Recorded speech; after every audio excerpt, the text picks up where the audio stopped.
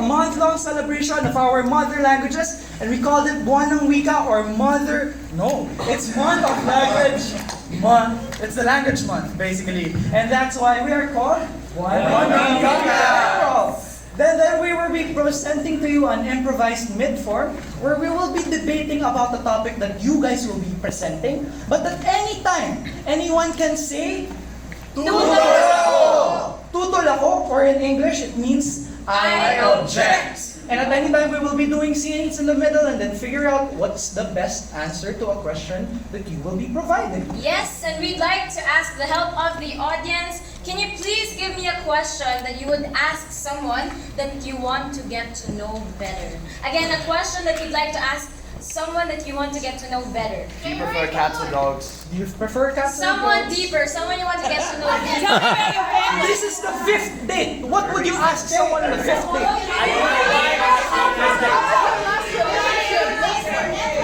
Alright, we're gonna try this one person at a time. Sir! Are you a why or a how person? What was your childhood like? What made you cry last?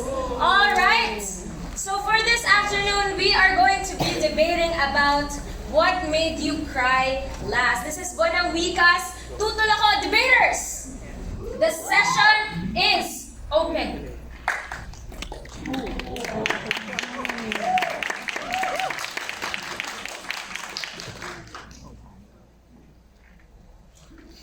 The worst thing that can make someone cry is onions.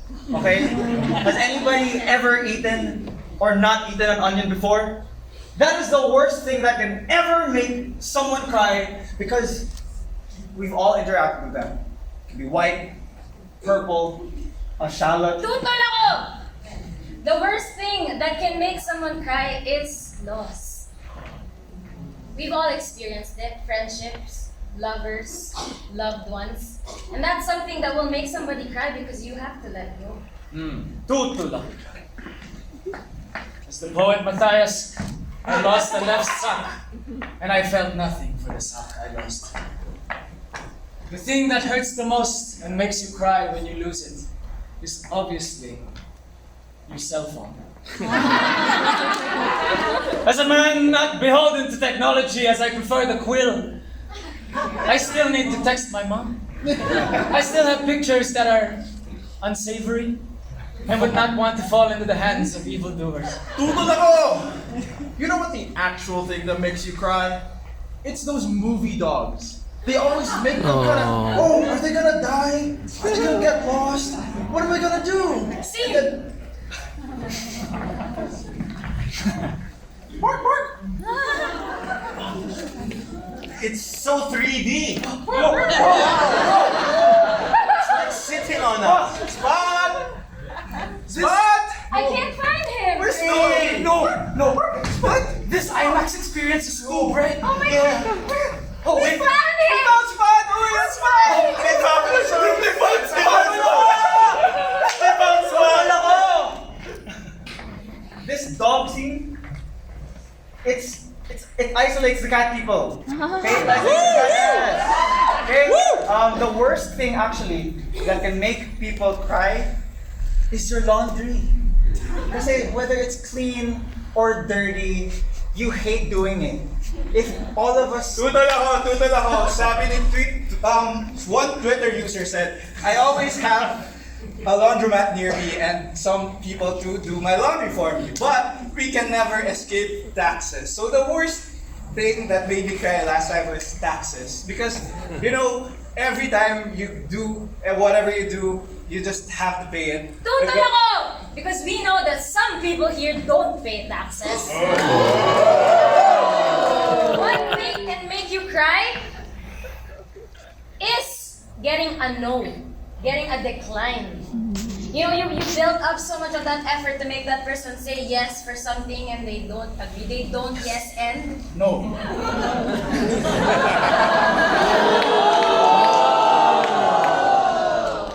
But I only wanted to visit you because it's your birthday. I've been saying yes to you for the longest time. I know. I just want, somebody said, my friend told me that I have to stand my ground. This is not healthy anymore. Am I crossing any boundaries? You're crossing mine. Sorry, I didn't know that. You could have communicated it. You could have communicated it earlier. I mean, we've been friends for 5 years, and now that it's your 26th birthday, I can't visit you? What is this really about, Arthur? Is it really that you don't want to see me? No. Or is it because you're just jealous? No. You're not jealous. You don't want to see me? I don't want to be close with you. Because? It would lead to something else. Tutol ako. I believe that your heart should always be on your sleeve and not be afraid to create that connection, because otherwise you'll get hurt even more. That's why what I last cried about is K-drama. Korean drama makes me feel all the feels, makes me kilig. Do you know what kilig is? It's when some love scene that makes you... And that's what makes me cry, watching Korean dramas. Nako. Something more important than K-dramas. And more hurtful. Like paper cuts. They're so painful. They can ruin your day. Tutol ako. Paper cuts only make you bleed, but they don't make you cry. Just ouch. You know what really makes me cry just this morning? You know, preparing. Pulling out your nose hairs. You can't help it. Jonathan? Oh, you're here early. Just wait. Are you crying? I'm crying because it hurts so much. I didn't mean it last night. You didn't wait for me. You didn't wait for me. I told you to go here an hour before, and while I was preparing. Hey, you're taking so long to use the bathroom. Just a second, okay? This is important. Just give me 2 minutes and then I'm we sorry, can I'm go so to the distracted. Are you calling my manservant Procopio distracting?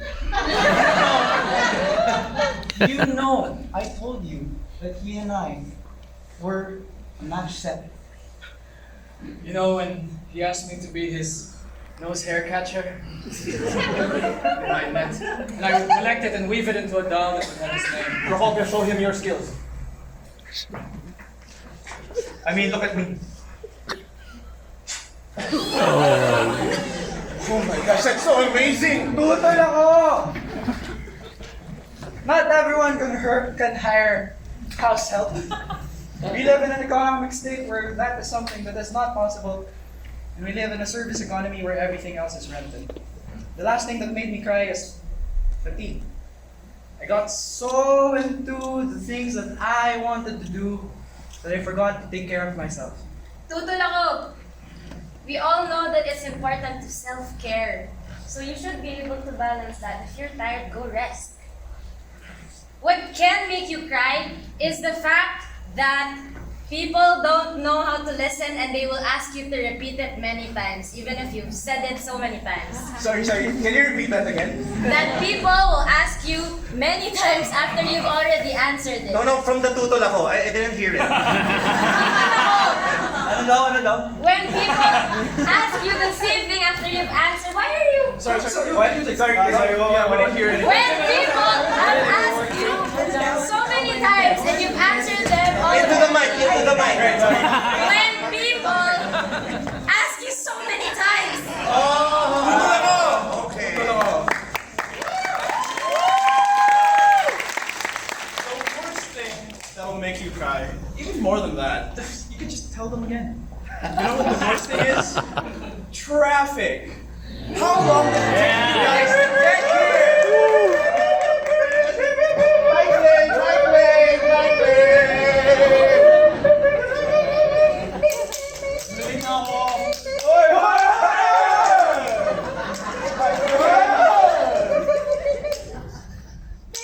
Sorry, under construction. Under construction. Move aside. Kaya mo yan! Go! Represent the cyclist. Go, go, go! Why am I driving in the cycling lane? Why am I driving in the cycling lane? Tutulong ka dyan! If you are in the Philippines, you accept that traffic is a reality and you don't judge us for it. The thing that makes me cry the most is having to choose between two very important things. And also to be able to let go of one thing in place for another. I know you can all relate to that.